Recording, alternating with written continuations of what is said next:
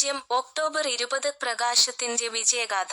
അന്ധകാരത്തെ മറികടന്ന് വെളിച്ചം വിജയം നേടുന്നതിന്റെ പ്രതീകമായ ദീപാവലി മഹോത്സവം ഇന്ന് ലോകമെമ്പാടുമുള്ള ഹൈന്ദവ വിശ്വാസികൾ അത്യധികം ആവേശത്തോടെ ആഘോഷിക്കുന്നു.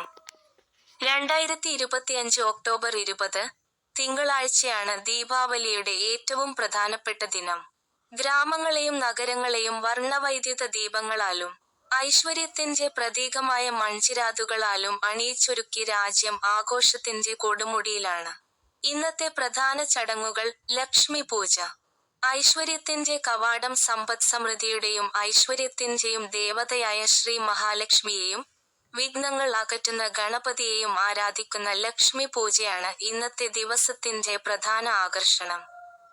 പൂജയുടെ പ്രാധാന്യം: ദീപാവലി അമാവാസി ദിനമായ ഇന്ന് ലക്ഷ്മി പൂജ നടത്തുന്നത് കുടുംബത്തിൽ അടുത്ത ഒരു വർഷത്തേക്ക് ധനവും സമൃദ്ധിയും കൊണ്ടുവരുമെന്നാണ് വിശ്വാസം.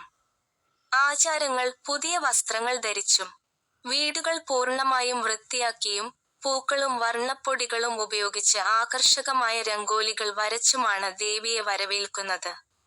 കൂടാതെ ധനം ആകർഷിക്കാൻ ഉത്തമമെന്ന് കരുതുന്ന സ്വർണം, വെള്ളി, പുതിയ പാത്രങ്ങൾ എന്നിവ വാങ്ങാനും ഇന്ന് വിപണിയിൽ വൻ തിരക്ക് അനുഭവപ്പെട്ടു. മധുരം വിളമ്പൽ: ലഡ്ഡു, ജിലേബി, ഖീർ തുടങ്ങിയ പരമ്പരാഗത മധുരപലഹാരങ്ങൾ ഉണ്ടാക്കി സുഹൃത്തുക്കൾക്കും ബന്ധുക്കൾക്കും അയൽക്കാർക്കും കൈമാറുന്നത് സൗഹൃദം ഊട്ടിയുറപ്പിക്കുന്ന ഒരു ചടങ്ങാണ്. ചരിത്രം പറയുന്നു, ഈ വെളിച്ചത്തിന് പിന്നിൽ.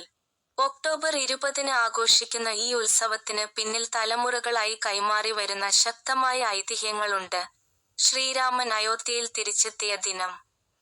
14 വർഷത്തെ വനവാസവും രാവണവധവും കഴിഞ്ഞ് പ്രിയ രാജകുമാരൻ രാമൻ അയോധ്യയിൽ തിരിച്ചെത്തിയതിന്റെ ആഹ്ലാദമാണ് ദീപാവലിയായി മാറിയത്. അയോധ്യവാസികൾ തെളിയിച്ച ദീപങ്ങളുടെ നിരയാണ് ദീപാവലി. നരകാസുര വധം.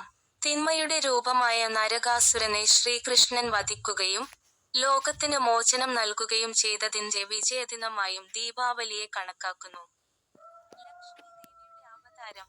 പാലാഴി മഥന സമയത്ത് ഐശ്വര്യദേവതയായ ലക്ഷ്മി അവതരിച്ച ദിവസമാണിതെന്നും ഐതിഹ്യമുണ്ട്. ജാഗ്രതാ നിർദ്ദേശം: പടക്കം പൊട്ടിക്കുമ്പോൾ ശ്രദ്ധിക്കാൻ. വായു മലിനീകരണത്തിന്റെ പശ്ചാത്തലത്തിൽ ഇന്ന് രാത്രിയിൽ പടക്കം പൊട്ടിക്കുന്നതിന് രാജ്യത്തെ പല നഗരങ്ങളിലും കർശന നിയന്ത്രണങ്ങളുണ്ട്. അനുവദനീയമായ സമയപരിധിയിൽ രാത്രി 8 മുതൽ 10 വരെ അല്ലെങ്കിൽ 9 മുതൽ 11 വരെ എന്നിങ്ങനെ പ്രാദേശിക വ്യത്യാസങ്ങളോടെ ശബ്ദം കുറഞ്ഞ, ഹരിത പടക്കങ്ങൾ മാത്രം ഉപയോഗിക്കാനാണ് അധികൃതരുടെ നിർദ്ദേശം. ന്യൂസ് തിരുവനന്തപുരം.